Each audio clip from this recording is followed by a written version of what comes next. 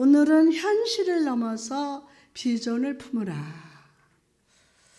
할렐루야. 오늘도 귀한 주일을 허락하신 하나님을 찬양합니다. 하나님을 경배합니다. 아침에 따스한 햇빛이 어둠을 물리치고 눈앞을 가리는 안개가 사라지듯이 오늘 말씀이 여러분의 마음의 어둠을 제하시고 현실 속에 자리 잡은 염려의 안개를 사라지게 하시기를 주님의 이름으로 축원합니다. 할렐루야. 여러분, 똑같은 사건과 상황을 만나도 알면 은혜이고 모르면 팔자다. 우리가 아는 만큼 하나님의 자녀로 살아가는 것이고 모르면 노예로 살아갈 수밖에 없어요. 이런 의미에서 믿음은 보이지 않는 것을 보고 그 결과 믿는 것을 보게 된다는 말은 중요합니다. 그렇다면 여러분, 코로나19라는 질병이 가져온 불확실 속에 그런 삶 속에서 우리가 믿음으로 살아가기 위해서는 저와 여러분이 어떻게 해야 합니까? 믿음의 결과로 보이지 않던 것을 발견하는 삶을 살기 위해서 오늘 우리가 집중해야 할 것이 무엇입니까? 첫째로 잃어버린 정체성을 되찾는 거예요. 잃어버린 정체성. 오늘 본문 1절에 보니까 내가 또 눈을 들어 본즉 한 사람이 측량줄을 그의 손에 잡았기로. 그의 눈에 한 사람이 나타났어요. 히브리어에서는 이시라고 되어 있는데 이거는 남자를 의미합니다. 이 남자가 누구냐에 대해서 신학자들은 다양한 의견이 있었는데 대부분 이 땅에 오시기 전에 성자 예수님을 상징한다고 합니다. 그런데 오늘 본문에서 우리가 주목할 것은 이 남자가 누구냐가 아니라 이 남자가 여호와의 명령을 수행하고 있다는 것이고 그가 무슨 일을 하느냐입니다. 그가 무슨 일을 하느냐. 그의 손에 측량줄이 들려 있었습니다. 이 줄은 건물을 지을 때 건물의 길이와 넓이를 정확하게 측량하기 위해서 사용하는 줄이라고 합니다. 이 사람이 손에 측량줄을 들고 있다는 말은 그가 무슨가요? 건축가라는 거예요. 건축가라는 거예요. 환상 속에서 이 건축자가 등장했다는 말은 그가 다시 건축할 의도를 가지고 왔음을 의미합니다. 무엇을 건축하려고 합니까? 무엇을? 본문 2절에 내가 어디로 가느냐 물은즉 그가 내게 대답하되 예루살렘을 측량하여 그 너비와 길이를 보고자 하노라. 스가라는 측량줄을 들고 가는 사람들에게 어디로 가느냐라고 묻습니다. 그러자 그 사람이 대답을 합니다. 예루살렘을 측량하여 너비와 길이를 보려고 한다. 보려고 한다. 이 건축자가 측량하려는 것은 예루살렘 도시의 넓이와 길이였어요. 이 당시 상황은 예루살렘 도시는 주전 586년에 파괴된 후 폐허가 된 상태였어요. 완전히. 바벨론 포로에서 풀려나서 고향으로 돌아온 사람들도 예루살렘 성전의 재건축에는 관심이 있었지만 예루살렘 도시를 다시 세울 생각은 꿈도 꾸지 않았어요. 꿈도 꾸지 않았어요. 성도 여러분, 포로인 상태에서 자유케 되었으나 꿈을 잃어버린 이스라엘 백성들의 모습을 보면서 우리의 모습이 보이지 않습니까? 바벨론의 포로로 끌려간 에스겔은 예루살렘 성과 성전이 파괴되기 직전에 하나님의 말씀을 받았어요. 임하신 말씀은 바로 예루살렘이 이방인의 손에 멸망하게 될 것이라는 것이었습니다. 성도 무너지고 하나님의 성전도 파괴될 것이라는 말씀이었어요. 그런데 이 무서운 메시지를 전하면서 에스겔이 바벨론에 포로된 백성들에게 전한 메시지가 있었는데 바로 우리가 여호와를 알게 될 것이다. 여러분, 이스라엘 백성이 여호와 하나님을 모릅니까? 그들은 아주 오랜 시간 동안 출애굽을 통해서 홍해가 갈라지는 기적을 통해서 구름기둥과 불기둥 반석에서 물을 내시며 메추라기를 먹이신 하나님을 보았습니다. 여호수아를 통해서 가나안 땅을 정복케 하시며 여리고 성이 무너지는 기적도 보여주셨습니다. 그들의 역사 속에는 하나님의 손길과 만지심의 흔적이 가득했습니다. 다윗과 솔로몬을 통해서 아름다운 성전도 지었습니다. 그러나 선지자들이 아무리 하나님의 메시지를 전해도 하나님께서 심판하신다고 나라가 망할 것이라는 메시지를 전해도 백성들을 믿지를 않았어요. 믿지 않았어요. 그들의 마음속으로 우리는 하나님의 선택된 백성인데 왜 망해? 하나님 우리를 지켜주시는데 왜 성전이 무너지겠어? 라고 생각을 했습니다. 그러면서 하나님의 메시지를 맡은 선지자들을 배척하고 핍박했습니다. 선지자들보다는 자기들이 더 하나님을 잘 알고 있다고 자부했습니다. 그러나 하나님께서는 예루살렘이 무너지고 포로로 끌려가는 일을 겪게 하셨어요. 그래서 지식에 머물러 있던 백성들을 깨워 여호와 하나님이 어떤 분이신지를 마음으로 영혼으로 삶으로 깨닫게 하셨습니다. 성도 여러분, 여러분은 하나님 어떻게 알고 계십니까? 그게 궁금해요. 여러분이 하나님을 제대로 알지 못하면 나 자신이 누구인지 알 수 없어요. 우리를 지으신 하나님을 알지 못하면 사람들과 세상의 것들로 나를 평가하는 실수를 범하게 됩니다. 세상의 물질, 외모, 돈, 사람의 인정을 통해서 내 자신의 정체성을 찾으려고 합니다.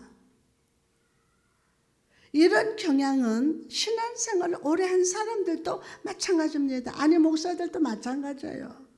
내가 목사니까, 내가 선교사니까, 내가 장로니까.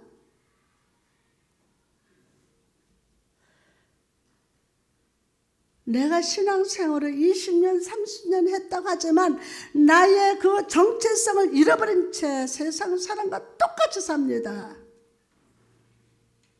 여러분, 성도된 자의 정체성은 오직 하나님을 아는 데서 발견됩니다. 하나님을 아는 데서. 오늘 하나님을 알기를 저와 여러분 같이 소망합시다. 여러분이 잃어버린 것을 바라보지 말고 하나님을 발견하게 되기를 소망하시기 바랍니다. 여러분이 하나님을 알게 될 때 변화가 시작되는데 먼저 마음의 눈이 열립니다. 에베소서 1장 18절 말씀 보니까 너희 마음의 눈을 밝히사 그의 부르심의 소망이 무엇이며 성도 안에서 그 기업의 영광의 풍성함이 무엇이며. 자, 사람이 하나님을 알지 못하면 육신의 눈이 밝아집니다. 그래서 눈에 보이는 것만 바라보고 추구하면서 살아갑니다.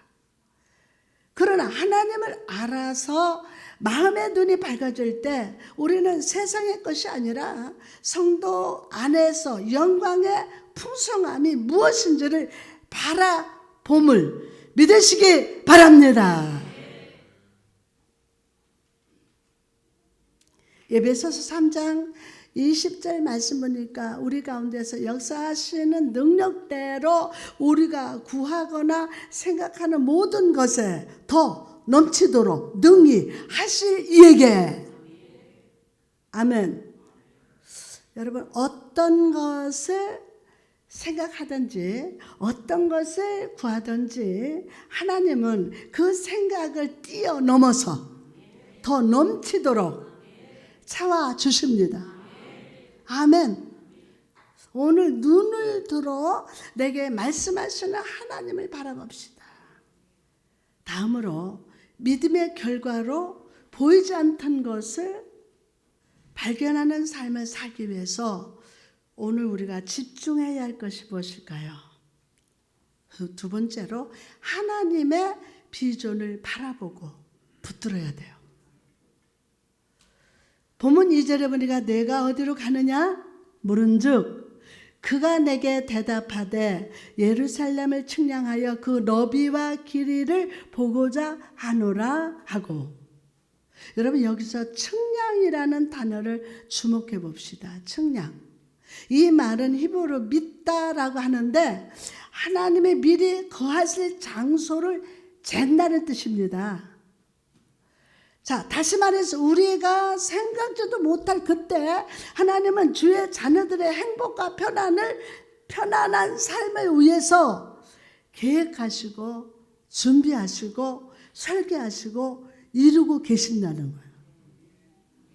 그럼 측량줄을 가진 자가 너비와 길이를 알아보려 한다는 그 말 속에서 하나님께서 주의 백성들을 위해서 행하시는 일은 대충 하는 법이 없다는 거예요. 한 사람 영혼을 그냥 대충 하는 게 아니라 하나님의 계속 치밀하게 설계와 함께 계획 속에서 주도 면밀하게 이루어지고 있음을 기억해야 돼요. 여러분, 하나님께서는 그의 교회와 성도들의 삶의 규모를 항상 알고 있어요. 아주 많은 사람들이 혼인잔치에 온다 할지라도 여전히 자리가 있도록 배려할 수 있는 주님의 되심을 믿으시기 바랍니다. 요한복음 14장 2절에서 3절 말씀 보니까 내 아버지 집에 거할 곳이 많도다. 그렇지 않으면 너에게 일렀으리라. 내가 너희를 위하여 뭐를 처소를 예비하러 가서 위하여 거처를 예비하면 내가 다시 와서 어떻게 너희를 내게로 영접하여 나 있는 곳에 너희도 있게 하리라. 측량줄을 들고 있던 천사는 예루살렘을 측량하러 나갔습니다. 그리고 또 다른 천사가 나타나서 중요한 메시지를 전합니다. 본문 3절에서 4절 말씀을 보니까 내게 말하는 천사가 나가고 다른 천사가 나와서 그를 맞으며 이르되 너는 막 달려가서 그 소년에게 말하여 이르기를 예루살렘은 그 가운데 사랑과 가축이 많음으로 성곽 없는 성읍이 될 것이라 하라. 이 말을 막 전하라는 거예요. 여러분, 여기서 그 소녀는 스가랴 선지자를 말합니다. 스가랴 선지자는 아직 성인이 되지 않은 젊은 청년이었어요. 그러나 하나님께서 그의 예언의 존귀를 더하기 때문에 아무도 젊은 선지자를 멸시하지 못했습니다. 예루살렘은 성곽이 없는 성읍이 될 것이라는 예언이었어요. 많은 사람들이 살게 될 것이라고 합니다. 예루살렘은 지금의 폐허의 모습은 상상도 못할 정도로 규모가 큰 성이 될 것이다. 일반적으로 성벽은 적군으로부터 성을 방어하기 위해서 지어집니다. 그리고 성의 크기를 제한해서 성 안에 주민들이 경계 이상으로 늘어나지 못하도록 했어요. 그러나 앞으로 지어질 예루살렘은 성곽이 없을 것이다. 그 정도로 넓어지고 커질 것이지만 안전할 것이다. 사람이 많고 가축이 많을 것이라고 합니다.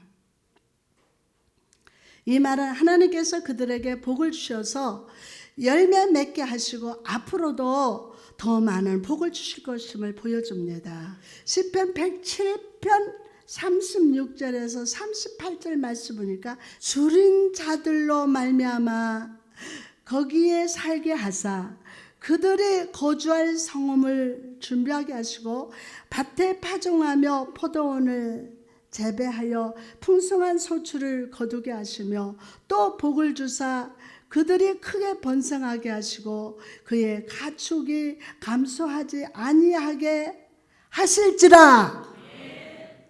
뿐만 아니라 하나님은 온전한 보호를 약속하십니다. 본문 5절에 보니까 여호와의 말씀에 내가 불로 둘러싼 성곽이 되며 그 가운데서 영광이 되리라. 말씀에라는 말은 히브리어로 네움이라고 하는데 이 단어는 지금부터 말하는 내용의 기원과 권위가 하나님께 속해 있다라는 의미입니다. 자, 태초에 하나님께서 말씀하실 때 모든 것이 이루어진 것처럼 말씀하신 그대로 행하실 것이라는 분명한 의지가 담겨 있다는 것입니다. 예루살렘은 큰 성읍이 될 것이나 적군으로부터 공격을 두려워하지 않았습니다. 왜냐하면 하나님 그분 자신이 불성벽이 되어주실 것이기 때문입니다. 불은 히브리어로 예시라고 하는데 이 불에는 크게 세 가지 의미가 담겨 있다고 합니다. 첫째로 하나님의 임재를 의미합니다. 출애굽기 3장에 떨기나무 가지에서 불을 임하신 것처럼 불은 하나님께서 그곳에 친히 계신다는 증거가 됩니다. 아멘. 그곳에 계시다. 두 번째로 심판을 상징합니다. 아담과 하와가 범죄했을 때 하나님은 에덴 동산에서 두루돈 화영금을 두셔서 아담과 하와가 생명나무 열매를 손대지 못하게 하셨습니다.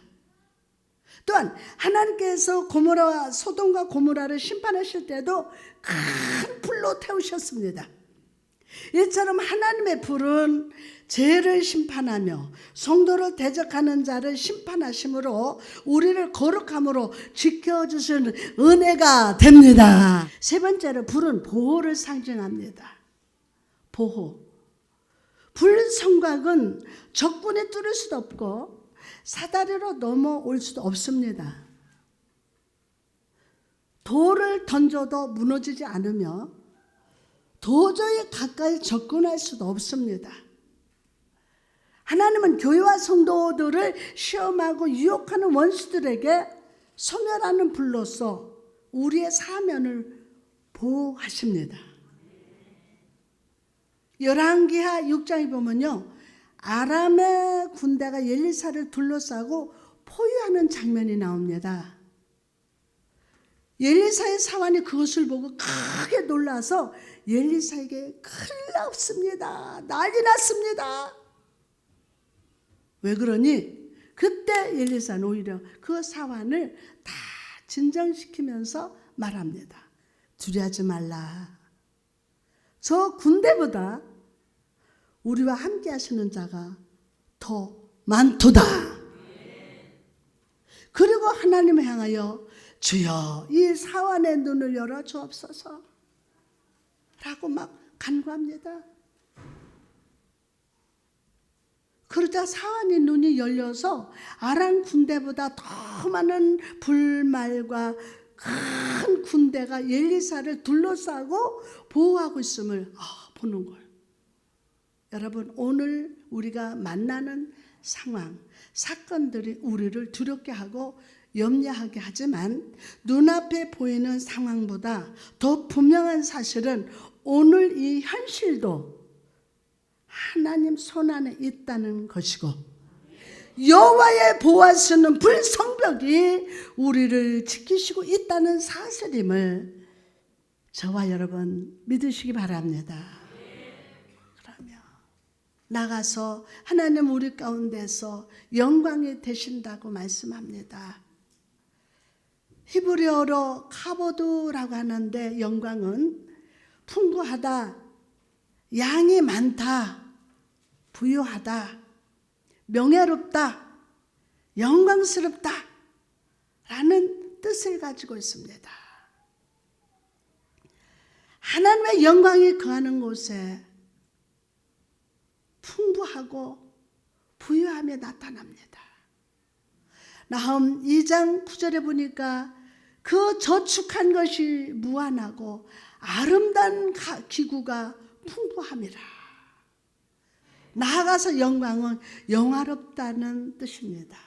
창세기 45장 13절에 당신들은 내가 애굽에서 누리는 영화와 당신들이 본 모든 것을 다 내 아버지께 아뢰고 속히 모시고 내려오소서 하며,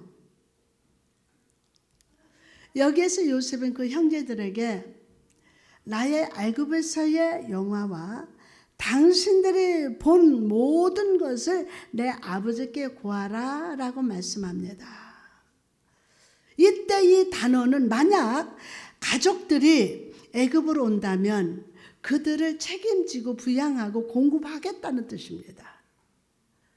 이처럼 하나님의 영광이 우리 가운데 거하실 때 하나님께서 우리를 복되고 잘되고 책임져 주십니다. 아멘. 자, 그런데 여러분, 저는 오늘 이 영광이라는 단어를 우리가 아니라 하나님께 사용하고 싶습니다.